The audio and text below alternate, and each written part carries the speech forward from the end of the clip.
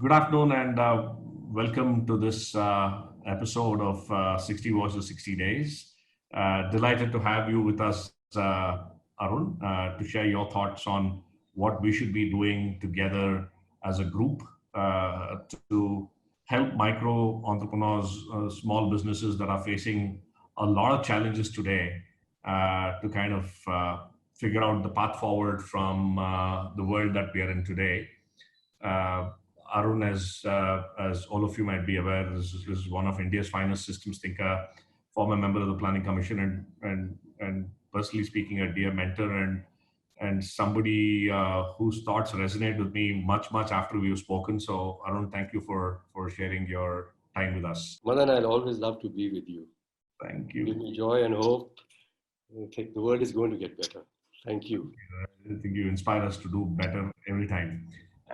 So the question really, Arun, that I had, we work with a whole lot of partners, entrepreneur development organizations, governments, corporate folks, CSR, and everybody is itching for action. Obviously, we realize that the economic fallout of COVID is humongous, and especially the lives of the small entrepreneurs, the mass entrepreneurs, as we call them, is in severe peril, and everybody is concerned about how will they recover from this and how will they start to thrive again. I wanted to pick your thoughts on what should we be doing together as a group. How should we be thinking about approaching this together, and what are the common pitfalls that you should be avoiding in times of distress like this? Thank you very much, Madan. Well, two pictures come to mind, actually three, but the first two are very clearly related to systems thinking and systems action. So one of Mm, them is a picture of people in a boat, and the boat is one end is drowning in the water, and in mm, that side there are three or four, poor people in there like rags, trying to bail the water out of the boat because they're going to drown as the boat mm, goes down. And as the boat is going down, the other end is, of course, higher. And on the other end, there are two or three people with their wine glasses in hand and saying, "Thank goodness the hole is not on our side of the boat." mm. Now, this has been the picture in my mind for Mm, years now. That the mm, way the world is growing, growth is growing, and so on, there are people, many people out of our sight who were mm, bailing to survive, and our country most of all. mm, And yet, there were people who were rising higher and higher, mm, and they were, well, enjoying the best in the world. And mm, even now, during this lockdown time, I'm watching many WhatsApp chats, as you mm, must do, and Zooms. And so many of them are using the internet and the opportunity to converse on Zoom to say, well, let's have a drink party tonight, but bring your own bottle, you sit in your place and we mm. drink and raise toasts. While outside, just outside our apartments and our gated communities, there are people actually Yeah, starving, yeah, close to dying. yeah. Some, of course, have had to move away from outside our walls and gone further out of sight, Mm, migrating and trying to get somewhere. So this has mm, been the world. This is the world. This mm, is the world. So that's one picture. So mm, it starts with your thinking about who is in the system and mm, who's the system for. Is mm. the system for me or is it for everybody? Yeah. And as the picture says, if those people cannot bail out, it means that the boat is going to sink and you will sink with the boat. Mm, So wake up, guys. The second picture is about strong action. Whenever there's a crisis like this, obviously we get alarmed and said, let's take strong action. So I yeah. make you request you to imagine a strong person sitting in the middle on a big chair. And Mm, he says, oh, this thing is coming to hit us, this COVID-19 on my left. I'm going yeah. to push it hard. And he Mm, pushes hard and lockdown and bold actions and action to reaction to action to reaction through many systems, out of mind, out of sight of the bold actor, come back and hit the system, the person again. And right now we are seeing actually that you take bold action to prevent the spread of this pandemic, which is mm, lockdown, and said, we punish those who get out and so because it's for the sake of everybody, fine. So you're wanting to improve people's well-being by preventing them from getting ill. yeah. But as they're locked down, many people are finding, as we say, they can't get their daily needs. Mm, Okay? So they are suffering, their well-being is suffering due to an action mm, taken to improve their well-being. Actually, mm, their well-being is going down. Mm. Further, because they can't get to work and supply chains can't work, then even the supplies that you need for your medical production, and to say them on that side, they break down. And so the well-being is even further reduced. And so this goes on, subsystem affecting another subsystem, all out of sight, because you're taking bold action on one without seeing the connections with other systems. It's a big, complex system with many subsystems in it. Now, in each of these subsystems, we need action. In the medical subsystem, it's where everyone's attention is right now. All the necessarily heroic actions that need to be taken to develop a vaccine, to get the public health systems going, and so on. And of course, we must do it, right? Our attention is there. But as I said, the effect of these strong actions on other subsystems which this community itself needs is not seen. So now there are other experts. They're experts about the supply chain management and creating production. They're getting into the act and say, look after us, otherwise you will die, you won't be able to succeed. And then we've got people who are saying we're small enterprises. In fact, we're supporting all of you. And you seem to be more concerned about the big guys and the big action up there, which is very visible and required. But we are supporting you at the bottom and we're dying. And generally, as we're saying, they're small people, small guys who are supporting everything. In agriculture, in enterprises, in the industry, in the medical and public health side. My goodness, we the people are dying by your strong actions against us. It's supposed to be our well-being, isn't it? So we come to understanding that the system consists of many subsystems, each of which's health is necessary. It's like the body. My heart, cardiovascular system should be in good condition. Yes. My lungs should work, my liver should work, my digestive system should work, and so on. If I find that one part, like my lungs, are in bad shape and I give it a strong drug, it could damage my kidneys. It's happening right now. Yeah, exactly. I have to have a model of the whole system before I give strong treatment to the part that presently is ill. Otherwise, make the whole system unhealthy. So this is the necessary time before taking strong action, before taking the strong action to understand the system. Otherwise, your strong action may and will actually backfire and reduce the well-being and the health of the whole society and the whole system. So introducing systems thinking immediately, it's an imperative. Precisely because there's so much energy to act. More harm can be caused by all these actors acting without thinking about the consequences of their actions on other parts of the system and on the general well-being, especially of the poorest people, the most resource-deprived people. Yeah,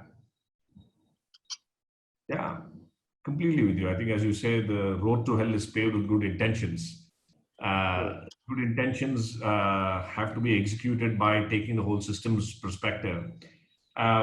So taking this conversation forward. So we've got the system view.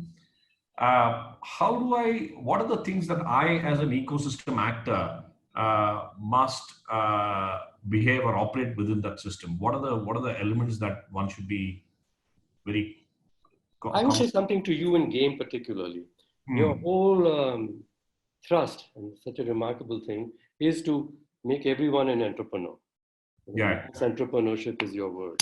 Now imagine in this situation, if everybody rises up in action and starts doing something, I'm saying you'll have further chaos actually with no result, no systemic result. So what do? You have to create the space for the many actors who need to be acting, and there'll be diverse actors. There'll be government actors, there'll be actors who are on the medical side, supply chain side, there'll be people who are delivering food side, and so on. You've got to get all these actors in the space together to make them realize that they're a part of a system, to enable them to make a systems picture of what is going on and how they fit into it. And you must do this within 2 hours. Because you say, look, we're going to go off there and offline, develop a systems map, and some chaps in ivory towers are going to tell you what you have to do. You lost it. And being told what to do is not creating an entrepreneur. So we need coordination. And the usual method of coordination is some guys up there are going to figure out everything in the system, make a detailed plan, and then make rules that you shall do this, You shall do that. You will report up to me. Then I'll tell the others, "Ke ab ho gaya, ab shuru karo," which is an instinctive response we have. We want Correct. strong top organization, and you can see it playing out in Centralized the country right organization. now. You can see it. We call them war rooms. You can Yeah. see it playing out in the country right now. Yeah. Okay, we're not putting soldiers to war here. We're getting entrepreneurs to rise and do things because they care about them, right?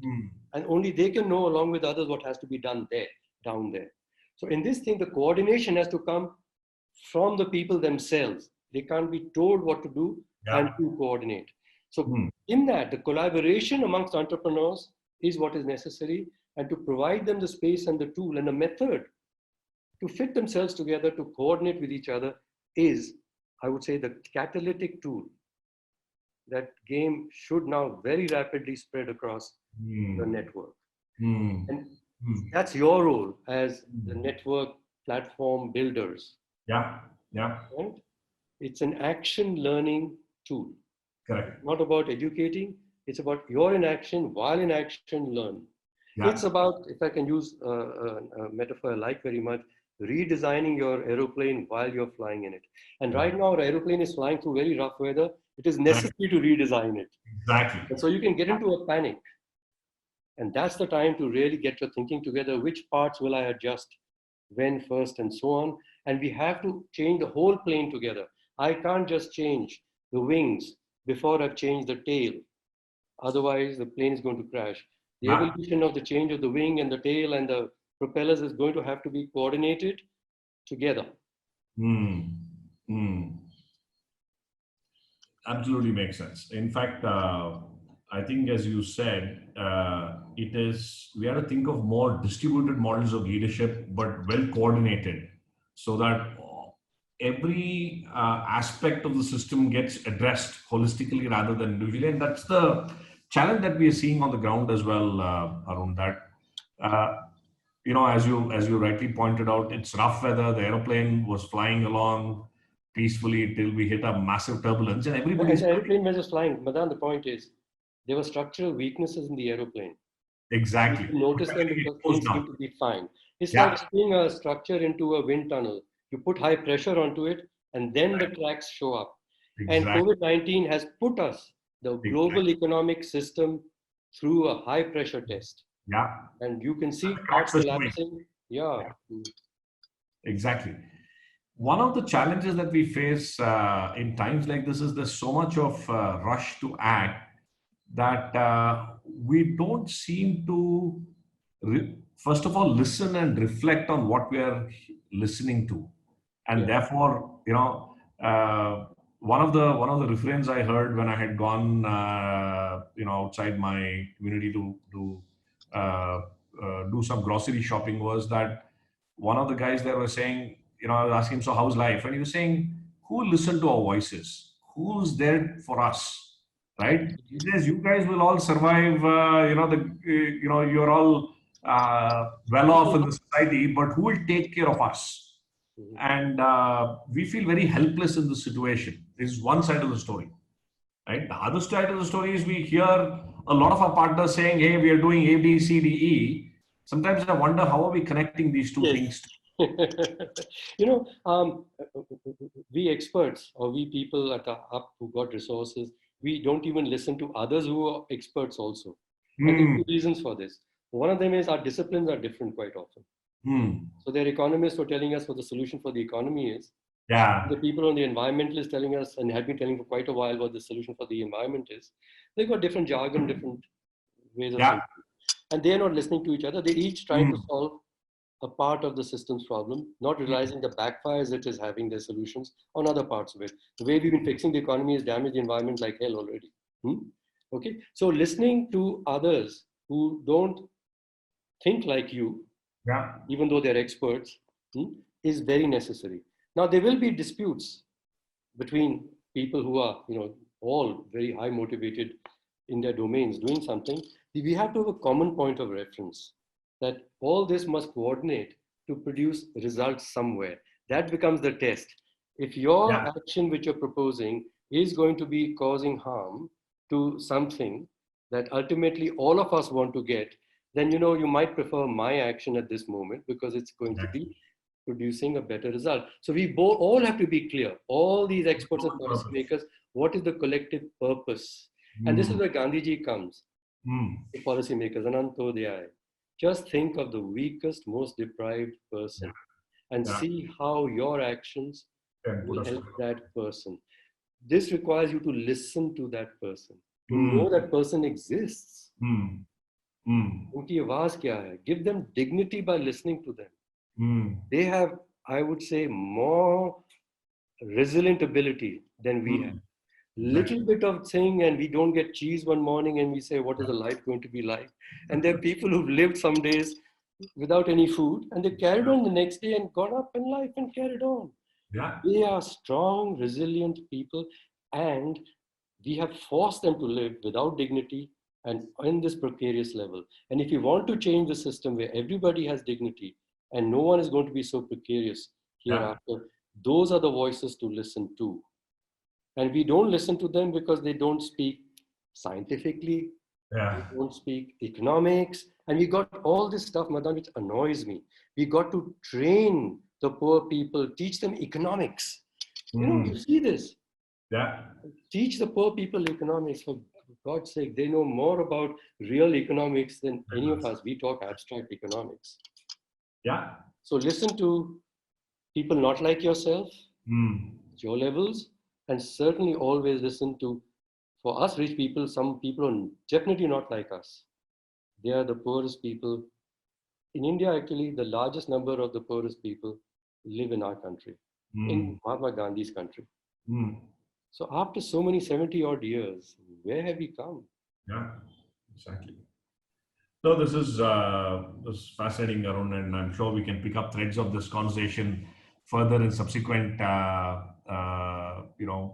webinars or conversations I'd love to do. But I think what you said, just to summarize, is beautiful. Get everybody onto a common purpose, define that well, make sure that we all understand we're all a part of a larger system, and each of us, even though operate in our own subsystems, understand the impact of our actions on other systems, and therefore get collaborative action going across the board so that each of us know what our action is resulting, not just for us, but for everybody else. And while doing so, listen very deeply to people that we don't usually listen to. And let's ensure that we put a smile on their faces in our action. And that is the true test of whether action is working or not. Absolutely. I mean, you said listen to people who don't usually listen to, once again reminding us the time has come to listen to the poorest people of this country. Exactly. Thank you so much. And on that note, Arun, we'll end this episode. Thank you so much for your time and look forward to your wisdom guiding us right through the storm. It'd be a pleasure if you find time for me, Madan. Thank you.